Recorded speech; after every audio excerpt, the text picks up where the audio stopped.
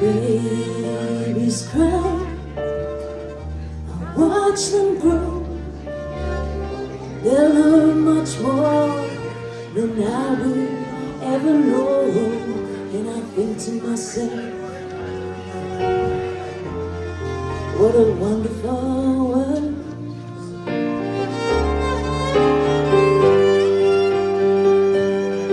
Yes, I think to myself, what a wonderful world.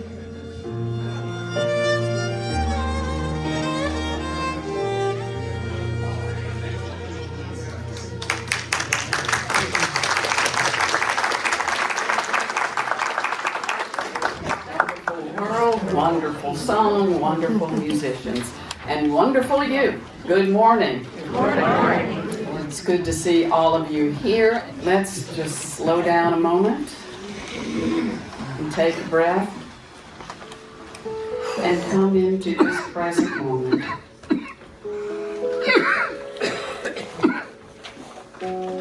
We thank you, sweet Spirit, for bringing us here.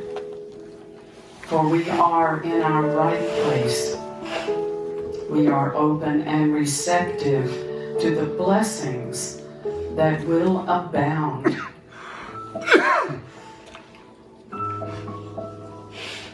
As we center ourselves, we say thank you for this day and for all of the love that circulates.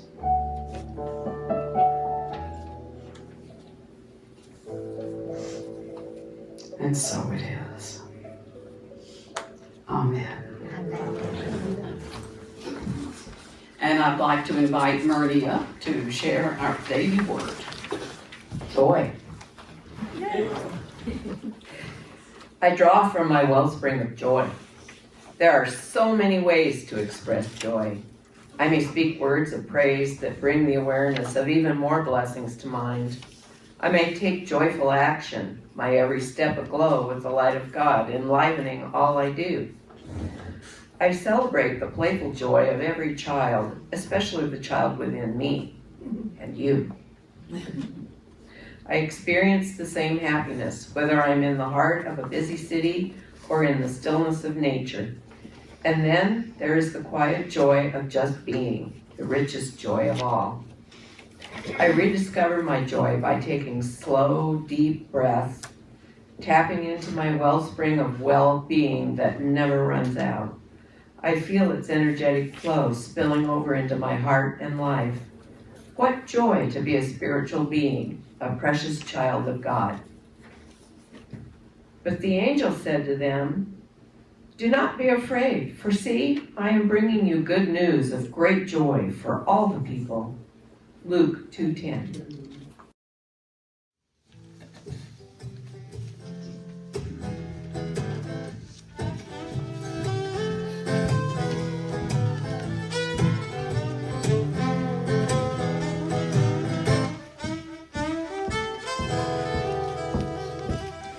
Wade in the water, wade in the water, children, wade in the water. God's gonna trouble in the water. Who's that young girl dressed in red? Wade in the water, must be the children that Moses led. God's gonna trouble in the water. Wade in the water. Wade in the water, children. Wade in the water. God's gonna trouble in the water. Who's that young girl dressed in white? Wade in the water. Children of the Israelites, well, God's gonna trouble in the water. I said, wade in the water, wade in the water, children, wade in the water. God's gonna trouble in the water.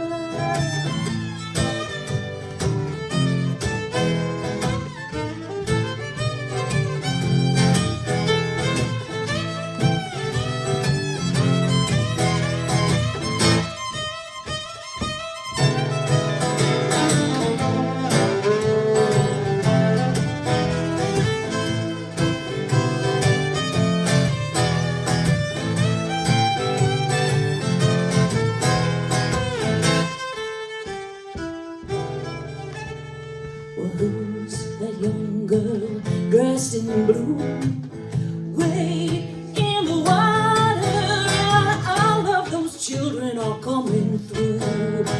God's gonna trouble in the water. I said, wade in the water, wade in the water, children, wade in the water.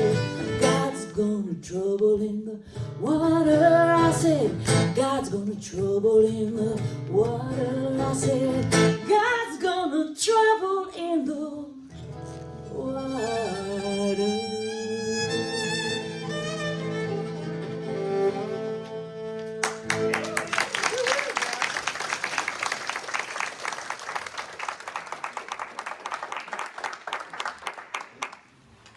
Life comes at you fast, and at 5:30 this morning I sent Amber a text and said, "Can you play this?"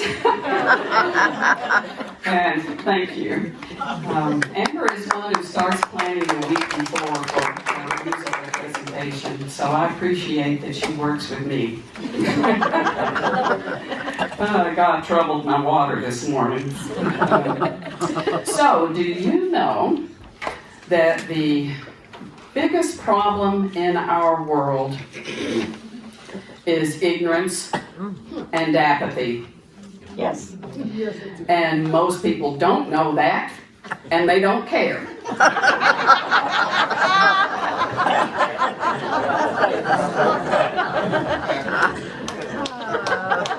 We know what ignorance is.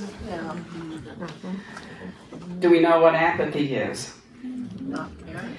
Apathy is when you really just disconnect with life. It's been said that apathy is anger without enthusiasm. And I guess there's a grain of truth to that. What causes apathy? What causes this state of consciousness to arise? Lots of things. Overstimulation. News reports over and over and over and over. Week after week, month after month. Till you just throw up your hands and say, I don't care anymore. And you remain ignorant of things that are happening in the world and you don't care. Another source of apathy can be too much change in your life coming at you fast. Here's one for you. If everything is coming your way, you're in the wrong lane.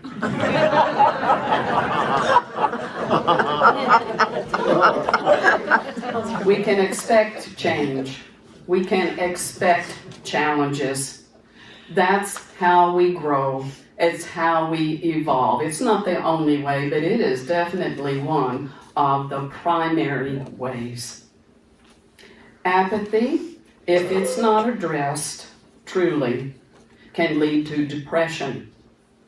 And there are all kind of corresponding things that occur when the life feels like it goes out of us and when we are detached, which is different than spiritual surrender.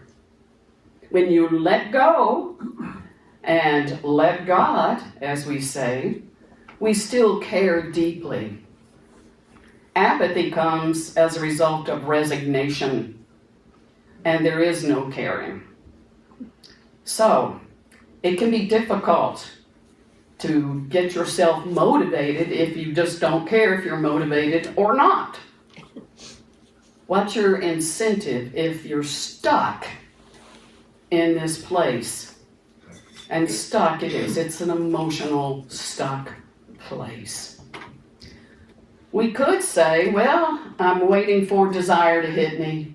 I'm waiting for the inspiration. Well, how long are you going to wait? 38 years? How long are you going to wait? Desire can be unstable. When you do not have a desire for change in your life for the better, then you're going to have to rely on your will, one of our 12 powers that Charles Fillmore, our co-founder, said we have. The power of will. We make ourselves do the dishes. We make ourselves put a little bit in a savings account. We make ourselves do whatever, even if we don't have the desire to do so at the moment. And these periods happen to all of us. They could last a day, a couple of days, but if it's prolonged, then that is demanding our attention. And so we have to meet ourselves, right? We have to sit ourselves down in a chair and say, how did I get this way? You know, we all have a past. We all have a past, and maybe at this point, we wished we hadn't been so insensitive. We wished we hadn't made that life-changing decision when we did. We can wish, but that doesn't change.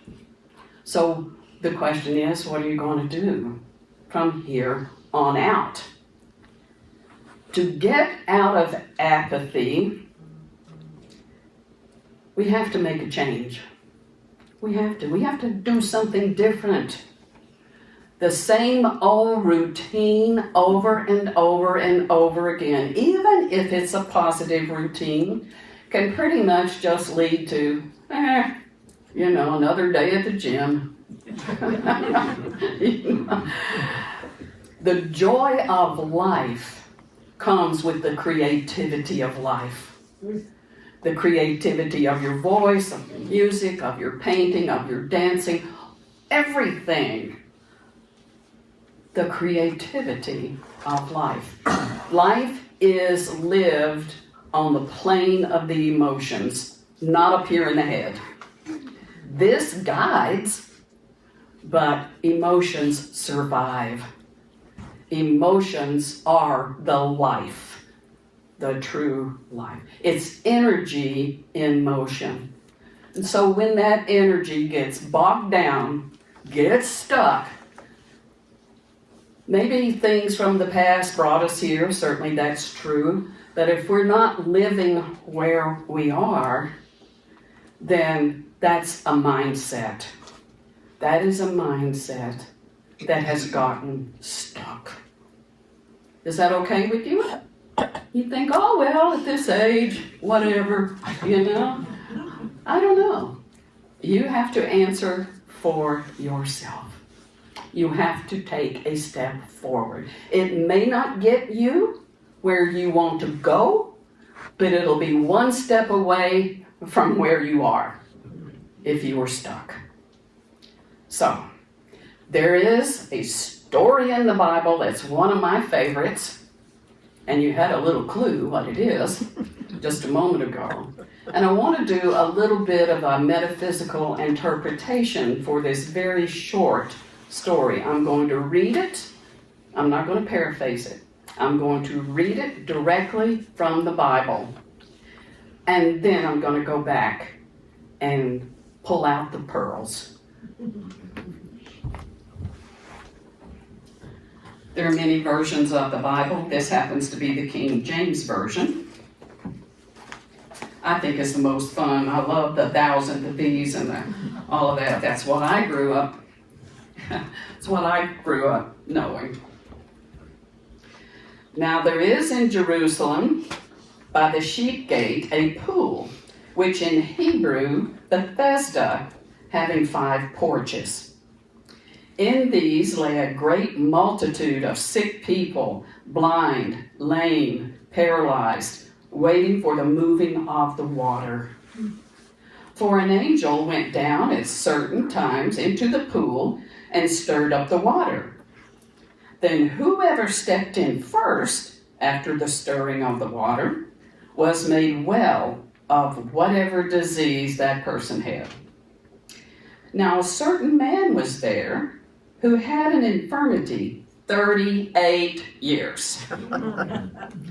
When Jesus saw him lying there and knew that he already had been in that condition a long time, he said to him, "Do you want to be made well?" The sick man answered him, "Sir, I have no man to put me into the pool when the water is stirred up. But while I am coming, another steps down before me." Jesus said to him, "Rise, take up your bed and walk."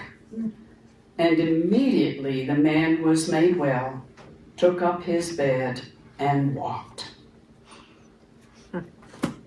And that was on the Sabbath, which got Jesus in trouble.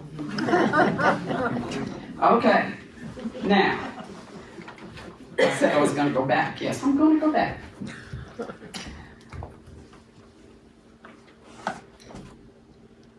Bethesda. Bethesda means the house of mercy. In English, it means the house of grace. Anytime water is involved in a story, and in dreams too, I do believe, it's the emotional nature. It is the emotional nature. So here we have the house of mercy and grace for our emotional nature. And we've got all of these people with various afflictions wanting to be healed. And I would say that's of an emotional nature. Out of our unhealed emotions, oftentimes so many other conditions arise. Okay.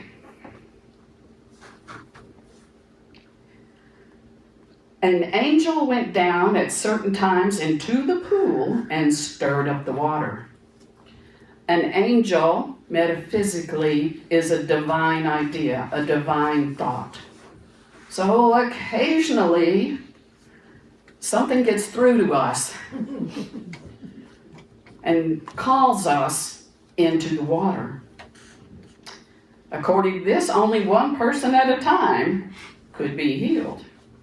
And maybe that tells us to mind our own business and not try to heal everybody else's business, right? Well, one person at a time. That person is me, wanting to be cleansed, wanting to be healed. Divine thought springs into my head that maybe I could use some emotional healing. However, the timing just isn't right.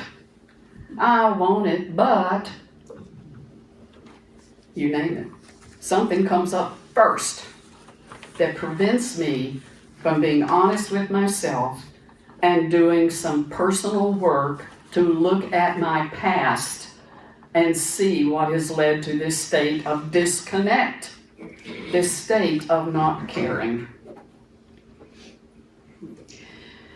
Okay, now a certain man was there who had an infirmity. That's King James Version. Paralyzed is what is said in other versions. He was paralyzed. He was stuck for 38 years. Now, if there are any numerologists among us, 3 and 8 equals 11. 11 is a number of ascension. It is beginning reinforced. New beginning, reinforced. Okay. Jesus saw him there and knew what his story was and that he'd been stuck a long time. Now, when we speak of Jesus, we're talking about the divinity within each of us. He was a man. The Christ of him is the divinity that we all have within us. It knows everything. Right? Knows everything. So Jesus said to him, "Do you want to be made well? Do you want to be healed?" And what does he say? "Well, I'd love to, but there's nobody to help me." But while I'm trying to be healed, somebody always beats me to the punch. In other words, if somebody did somebody wrong and therefore I'm stuck. I can't be healed. And Jesus said to him, "Rise up, take your bed and walk. Take a step. You're stuck. Take a step. Do something different. Once that ignites a spark, then the rest begins to return. The spark of life begins to return. Immediately, the man was made well, took up his bed, and walked. Just like that. When the Christ within, when you get an angel, you get an idea that, geez, life could be a little better. It doesn't have to be this boring day after day. It doesn't have to be this disappointing. You get out of victim mode and you take command of your life and you take a step in the direction that you want to go. One step at a time. That's how it's done. I'm reminded of a Christmas Vacation with Chevy Chase. And Cousin Eddie comes to visit. Remember Cousin Eddie? And Cousin Eddie, how come you don't have a job? I'm waiting for a management position. So we bummed off everybody because he was waiting for the management position to come in. You have a management position, and your staff is yourself. All the little people up there, that's what you manage. That's what you manage. And when they're misbehaving, you use your willpower to get them in line. You affirm, this is not the truth of me. This is not who I came here to be. And as long as there's a breath in me, I will remain engaged with life. Because life is unending. We change our forms and we move on. Consciousness prevails. And that's the spiritual truth. Regardless of the challenges we have, we can be healed. And so it is.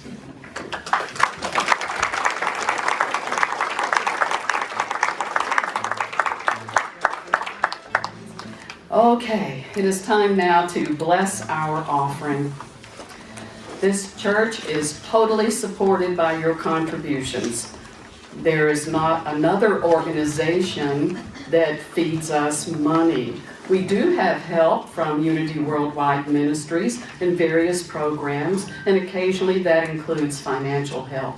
But the operating budget comes from your contributions, and what we are able to accomplish here reflects that. So I ask you to hold your vision for this ministry, its health, its growth, its mission. Vision and mission. Hold that and fuse your offering with that vision, because that's the truth of what you're giving. And if you give in many ways, through service, through the mail, through automatic deposit, there's so many ways. Visualize that. Okay, and affirm with me our affirmation, which is our prayer for this offering. Divine love through me blesses and multiplies all that I have, all that I give, and all that I receive. And I am grateful. And so it is. All right, well, I asked Heather to do her song about change. So here we go. Thank you so much, Heather. Oops.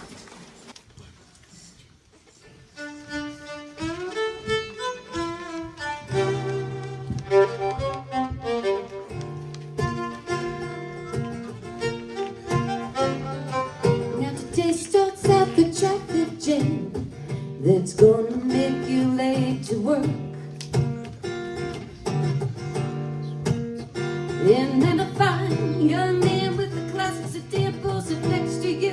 You both begin to flirt. You keep cruising down down the line, but you make it right on time, and you're feeling so fine all day long. You forget that you're at work, 'cause if you change the way that you look at things, you know the things you look at change. Everyone's had that day when they lost their love and the crying and pain. You've forgotten what your life is worth, and then you get into your car, head straight to your favorite bar, and the band's so hot you get on the floor, dancing till it hurts, and you start to see a better way to take control and seize the day and find the love inside of you. 'Cause if you change the way that you look at things, you know the things you look at change. What you see is what you can be, and if you see it, it will surely be so. All you can be is what you choose to see, and if you change the way that you look at things, you know the things you look at change.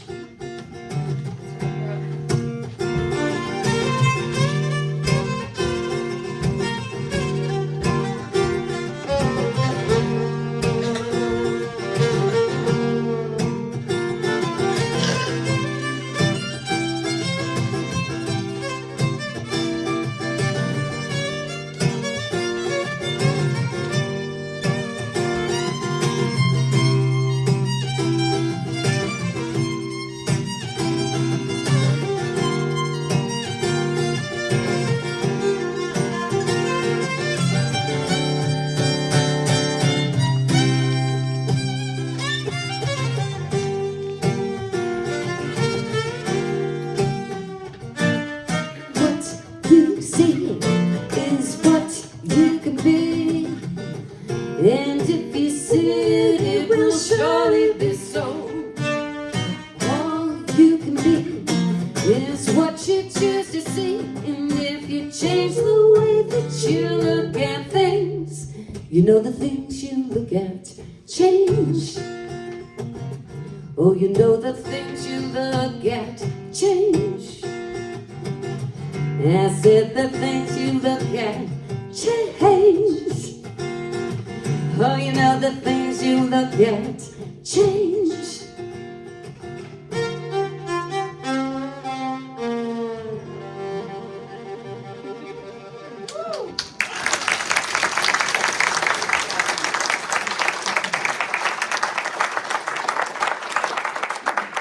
Okay, so I'm having an addendum. What if Jesus had said to the man, "Do you want to be healed?" And he just said, whatever.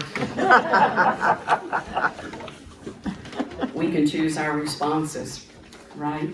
We can choose our responses. Rolling up his mat. That's the bed you've been lying in.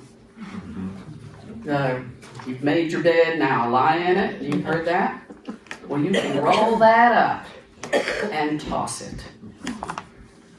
And that's all I want to say about that. Okay. Let us stand now and close our service. Our prayer for protection. The light of God surrounds us. The love of God enfolds us. The power of God protects us. And the presence of God watches over us. Wherever we are, God